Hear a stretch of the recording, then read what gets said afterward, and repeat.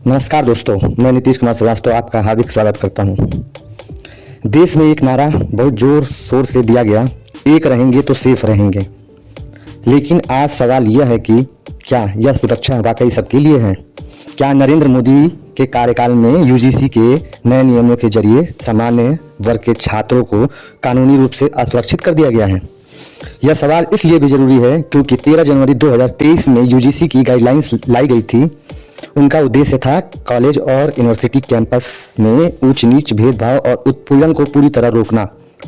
सराहनीय कदम था, लेकिन जब हम नियमों की गहराई में जाकर पढ़ते हैं तो एक और तस्वीर सामने आती है। एक ऐसी तस्वीर जो सामान्य वर्ग के छात्रों को और अभिभावकों को मन में डर पैदा करती है। सवाल सीधा है, क्या आप किसी छात्र की सुरक्षा उसकी जाति पहचान से होगी? क्या कानून की नज़र में सभी छात्र अब बराबर नहीं रहे? एक पत्रकार होने के नाते यह साफ कर देना जरूरी है, यह किसी जाति, समुदाय या वर्ग के विरोध की बात नहीं है। यह बात है इंसाफ की, उस इंसाफ की जो हर छात्र का अधिकार है, चाहे उसका सरनेम कुछ भी हो।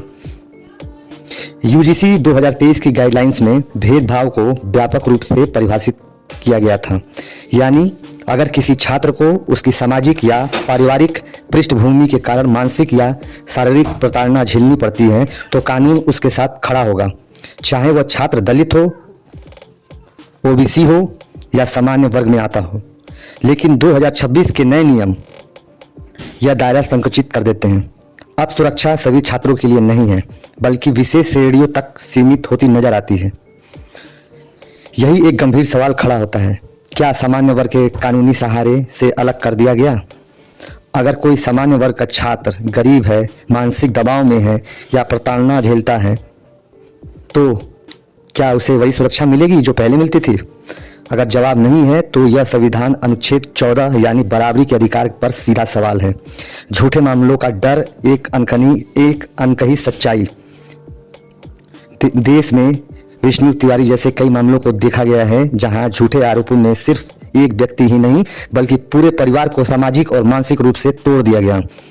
यह बात किसी समुदाय के खिलाफ नहीं है, लेकिन यह जरूर बताती है कि यह कानून में संतुलन नहीं होगा, तो वही कानून डर और ब्लैकमेलिंग का जरिया बन जाता है।